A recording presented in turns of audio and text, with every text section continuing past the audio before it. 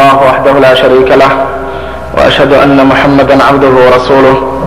يا أيها الذين آمنوا اتقوا الله حق تقاته ولا تموتن إلا وأنتم مسلمون. يا أيها الناس اتقوا ربكم الذي خلقكم من نفس واحدة وخلق منها زوجها وبث منهما رجالا كثيرا ونساء واتقوا الله الذي تساءلون به والأرحام إن الله كان عليكم رقيبا. يا أيها الذين آمنوا اتقوا الله وقولوا قولا سديدا يصلح لكم أعمالكم ويغفر لكم ذنوبكم ومن يطع الله ورسوله فقد فاز فوزا عظيما. أما بعد، ألم يأن للذين آمنوا أن تخشع قلوبهم لذكر الله وما نزل من الحق ولا يكونوا كالذين أوتوا الكتاب من قبل فطال عليهم الأمد فقست قلوبهم وكثير منهم فاسقون. إخواني، إن شاء الله تعالى waxaan wax yar ka hadli doonaa mawduuc la yidhaahdo alghafla. qof maqan subaxii buu ka lahaa,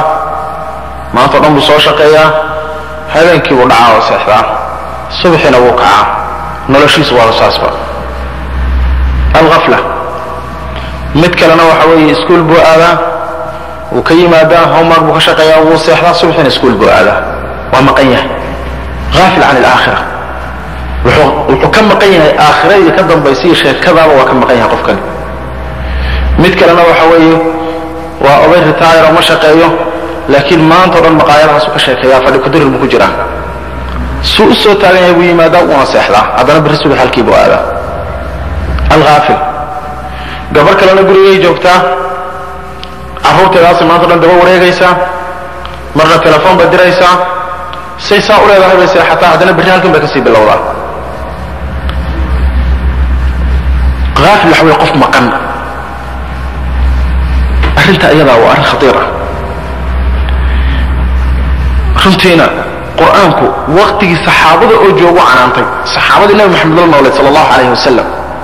yaa la canaantay oo la yidhi maxaa dhaca qalbigiinni uu wax u xasuusan la'yahay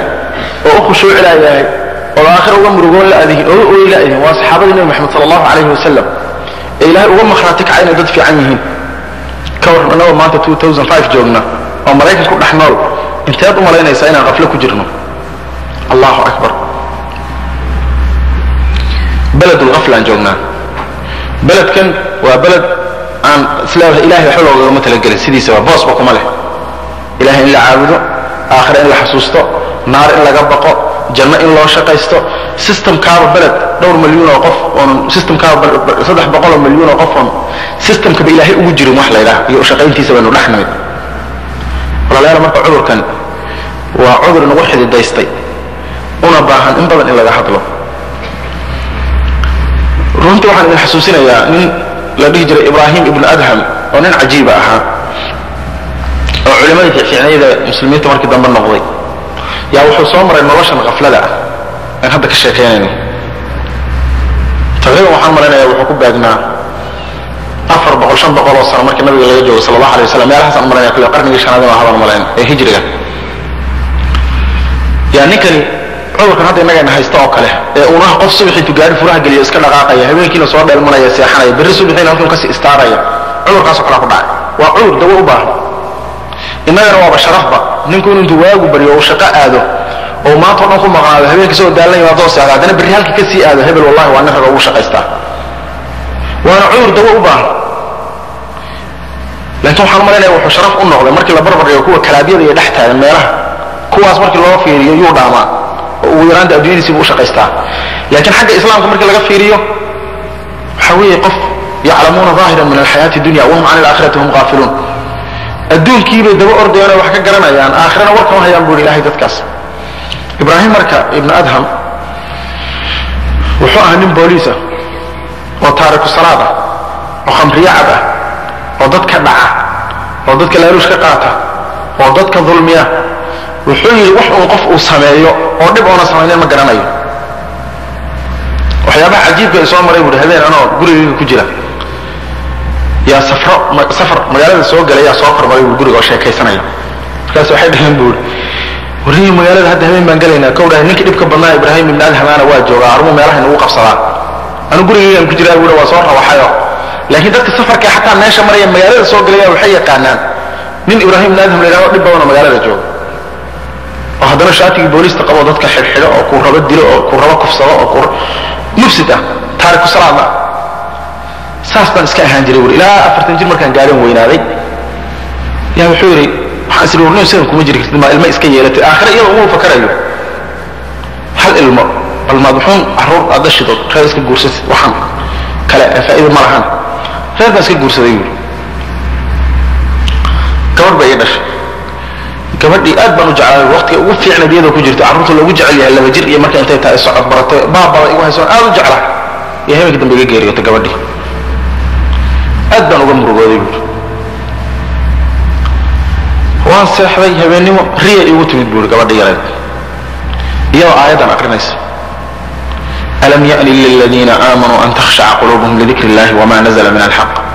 ولا يكونوا كالذين أوتوا الكتاب من قبل فطال عليهم الأمد فقست قلوبهم وكثير منهم فاسقون آيات وحيلا رحي ورميين إذا أنقارن وقت قلبقون خشوع مؤمنين ود إلهي حسوستان ود إلهي درتي وإيدان ود إلهي درتي وحقتك تحارانا ود إلهي درتي وخير أصميسو آيات وحيلا ألم يأني ورميان لقارن ميين دوان وقت وقلبقون وإسبدلو وغفلذا إيا مقران شهل أتكسوا بحضه mise waxa kugu dheeraaday ama idin ku dheeraaday sidii dadkii idinka horeeyay kristanka iyo yahuudi iyo inta diinta ku dheeraatay qalbigoodu uu ingegay oo kale faqasad qulubuhum saas oo kala noqoteen wuxuu hurdadii baan ka soo booday sidii qof waxaan noqday buu ilaa qafladu waxa weeye qof ma qabaatay inuu toosiyo u baahan tahay walaa wartoos aakhira jirtay xagee jirta aakhira goorma kugu dambeysay indhahaga ilin ka timaado ilaahay dartii oo goorma kugu dambeysay subhanallah hurdadii baan ka soo booday bal waan qubaystay bal waxaan isla salaad bilow waxa soo diyaariyay subaxaan isla salaadii subax aad waa 40 sano kadib iyo salaad subax aadaya masjidkan tagay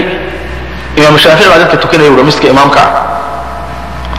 wuxuu aqrinayaa buu alam ya'ni lil ladina aamanu an takhsha'a qulubuhum li dhikri illahi wama nazala min al-haq iyo salaat al-fajr billahi imaam shaafici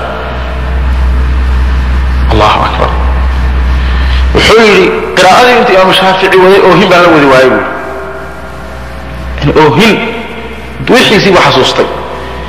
baytarigiisii baa la jaadgareeyay indhahan qofta xun aad ku arkayso gacantana qofka xun ku salaamayso service-kan uu yahay saarta aad ku hayso gaalkan u khidmaynayso noloshan makaanigeed ku jirta ee maqantahay markii laga toosiyo waa inaad tiraahdo ha aw islaamkaygii aw diintaydii aw xageen joogaa واريو منك الصومالي جه مقدرك يمد عاون كنول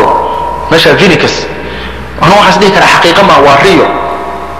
وواحد ريال يقوم تلكره صار ريال ما يا أبو الصومالي جو أنت تقدر شهبين نمو يا مكة إيمان يسبق صلى الله عليه وسلم أنت أنا ماشى فرد وحلقة وأنين كوفة كره هل كان إيمان إنه نجري أنت أنا ماشى فرد ده إن بدنا كمدا وحلقة وقف كوفة كره هل كان إيمان إنه نجري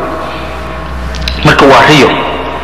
لكن ريالي بهذا انت حقيقة انه نقطة يا بلسكو إلا ونيبا خلاص اخواني ابراهيم ابن ادهم وحاد دويسي ايضنا دويسي الهي كدوي الم يأن للذين امنوا ان تخشع قلوبهم لذكر الله وما نزل من الحق ما علمت بقى بحوجة البوليس كي كارو خصيصتي وان شايبان لماذا وقنا كبحي يا وحول وحبرشو جيتني مركو قصة الشيء وامروا شيخي هاي او كتب اغربي او حرب مظهر وحكا اخصة لي هاي يوم عنا ما كميدا مركي صوفر يستان يقول ما أنت درسي إذن ما أقرنا أيه وحاليا أقرنا يا الله يفكيه نورش هيدي ما كان سوق سمك شيء ما كان وحبرشة بالله ويقول دينت أسوء جيتنا أيه لأن نورش هيدي بدل يا أفرد تنجير بنك وينه ما أنت شيخ وأنا يقول كتبت أتكلم يستان إذن مروى بآياته لحد تنجير كنك أو أطالع لما تنجير كويلك أنا وأطالع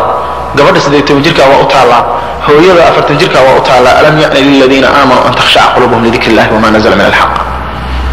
إلهي وحا كبرينا سيدي إبراهيم بن أدهم قيوب بدشو يعني قرأنا وبدشو غفلة إخواني كورك علماء السورة ويهان قيحستيها وحيدها وقفك وإلهي حسوس الشديسة هي آخرة حسوس الشديسة كما قال حضور حسوسنا هو حسوس وبلف قريسية لكن حسوسنا ولشيسة وحكب بدشاء ما حسوسنا أنت مركز مراكن كمرتوح الأركي سعدت كلها يا شيخ جمعة دي يديس كسوها تشقضوا جماعة الناس كده ينكرها هو فيرسو ماشي وقفكم مرة يفيري جمعة واجبة وحتى حتى إلهي وشيء قفكي شقيستها